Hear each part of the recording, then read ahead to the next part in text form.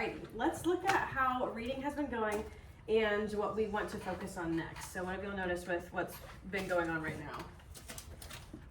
Some of my kids have been needing reminders for the vowel teams and reviewing them when we're doing fluency. I do an overview before of some of the rules that we do, but I noticed that they still struggle with that. Definitely, same thing in my class, especially when they're reading and they see EE or AI, they forget. They forget what the sounds make. I do need to write them on my board so that, they can see them and they can, it'll help remind them. Good idea. Is there anything that y'all noticed specifically during small group? And because y'all have, I know you have your high groups, low groups, and then your medium group. So if there's anything specifically that isn't focused on that, if there's anything that you've noticed from them. Outside of vowel teams, I do the sneaky E2 during the fluency. It's a little harder for them because they want to read digraphs. it fluently. So having to remind them of the rule, I've been doing that a lot. But yes, when they come to a word they don't know, we look at what they notice, what digraphs they see, what vowel teams they see, and then that helps them break apart the word. I think the issue that I've mainly been having is with their memory words. I think they're so focused on the new words that are to come because we've been learning so many words at one time that they're forgetful of what memory words that they should be doing also. And then also digraphs, the CH, TH, WH. The CH is the hardest one for them. But I've been trying to hit hard with those so that they can memorize those and not have to figure them out every single time that they're reading. For the morning, what I do is before, like how we have the math routine, I go through the memory words also. Oh, that's good. So almost every day we do that, and then I'm trying to do also the digraphs every day, but memory words for sure. Yes, and I have the memory words on the board, so they can use those during the week, and then I have the previous ones just like you have on the board. Some do go back and look at them, some don't. So, but they're always there. I think once like you point to the initial like digraph too versus like when they're reading in fluency it won't click, but then once you point to the digraph on the board like just single the TH, okay, then they're able to produce the sound. Right. Yes. That's what I'll try to remind my lows too, or my medium ones, that I'll tell them when they're reading, instead of trying to sound it out right when they get to the word, to look at the full word first. Same thing with sneaky E. And whenever we're doing reading fluencies at the table, then I'll either underline the sneaky E if they missed it, or I'll preface, look out for the digraphs, and I'll say there's a TH right here. So it's not, make the sound right there that it's supposed to make, instead of actually, because you're actually taking more time than what you should be doing. Right, and when there's an E at the end, I always draw the arrow to the other vowel, Oh, so they know, yeah. I already kind of introduced the macrons and breves. Yes. At the beginning whenever the unit started to go over it. I mean, they're kind of not, we're more focused on macrons, but Right. I try to draw a macron above it, but I do on Tuesday, after I read it, after I read like a section of the text, like I'll go through it and like underline a vowel team, or like put the macron above the vowel team, the one that says its name, the second one is silent, and then I circle sneaky E's, so then we'll read it again after we analyzed it a little bit. So it's talking about with small groups and doing our reading fluencies that we have, are y'all saying the same thing? And on what you're working on in small group, is it helping when they're doing their reading fluency, or whenever they're reading independently with the class decodables, is it helping whenever you're telling them in small group, is it helping when they're reading independently?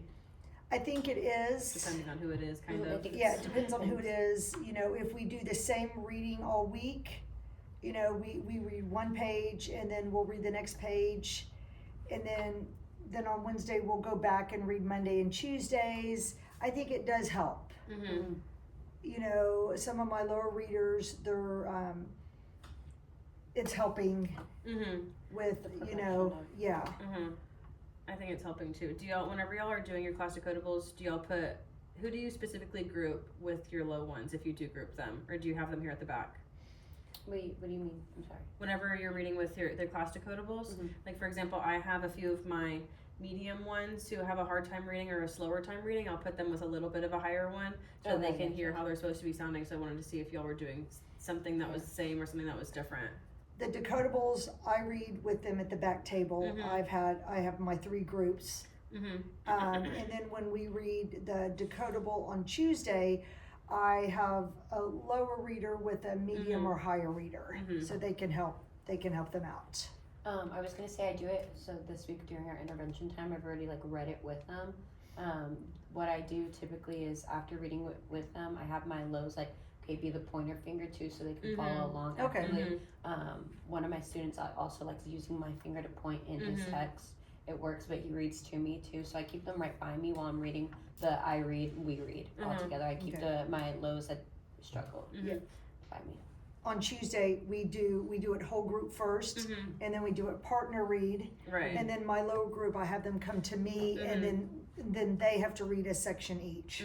That's what I do. So they've already heard it twice. That's a good idea. Sometimes with my super lows who have a hard time reading and sometimes don't even do well with me back here, I'll put them with the really high so that they can echo read. So my high will read and then my low will echo read with them, and then but they're still having to point to with where the high is reading and then what they're reading to.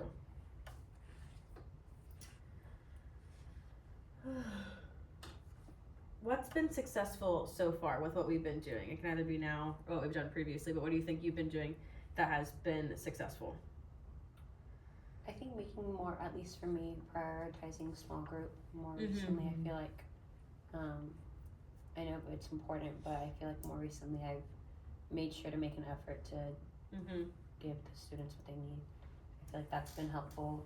Like I said, even the kids that maybe aren't growing as fast as the others, I feel like it's still very helpful for them, and it gives them confidence to sit back there and read with us. Yes, because I'm in my class, I notice that when we do something whole group, you always hear the higher ones, you know, and I have the lower ones sitting up front. But then when we meet in small group, then I can focus on what they need. Right.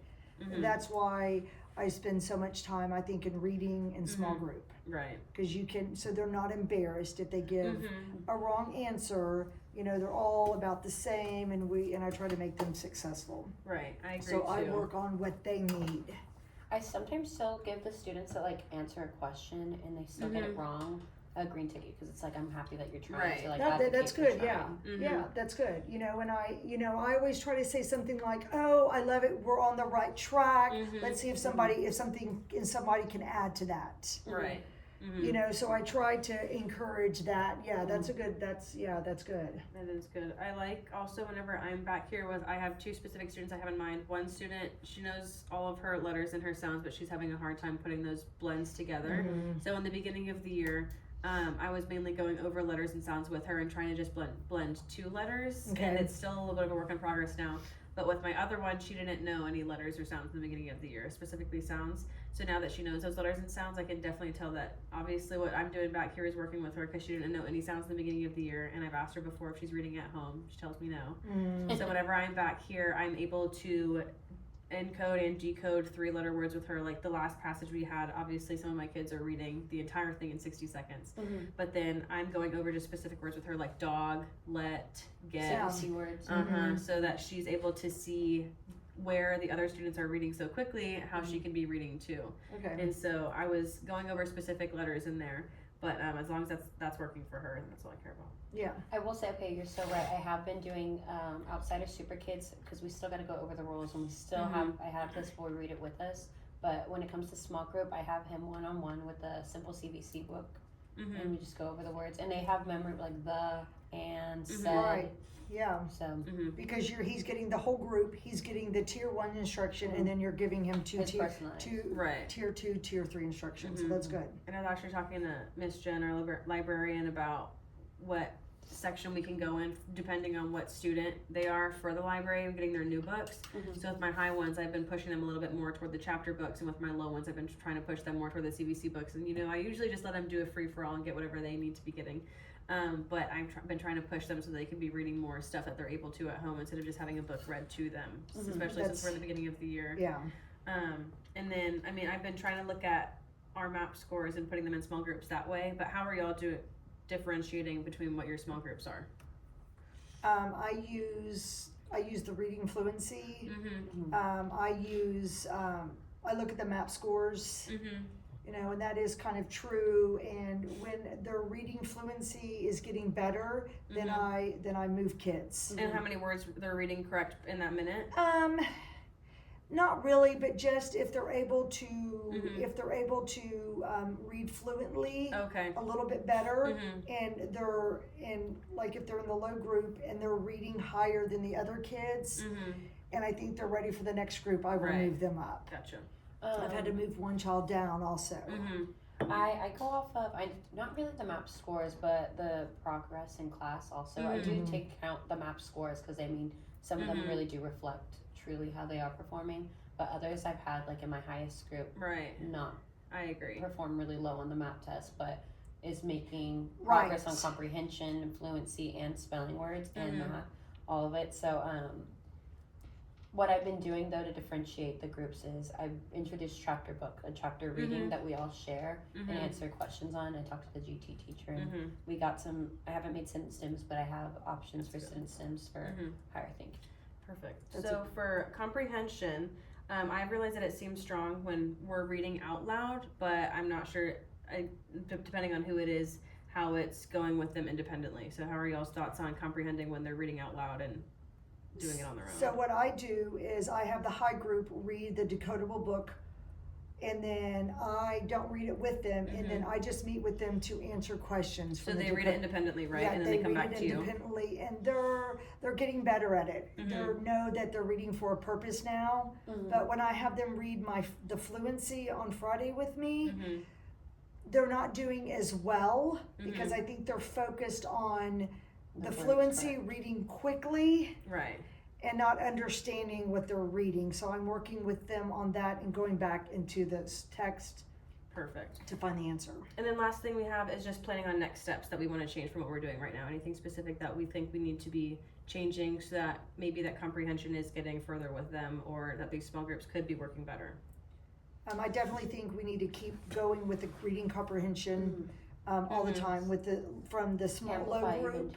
Yeah, so much with the comprehension. Yeah, yes. I agree. We've really got to focus on comprehension, even though that's not one of our focuses, but it needs to be. Right. And keep going with digraphs, I agree. vowel teams, and all that. Why now that we've added why Perfect. into that. Well, thank y'all for meeting with me. Appreciate your time. Thank you very much.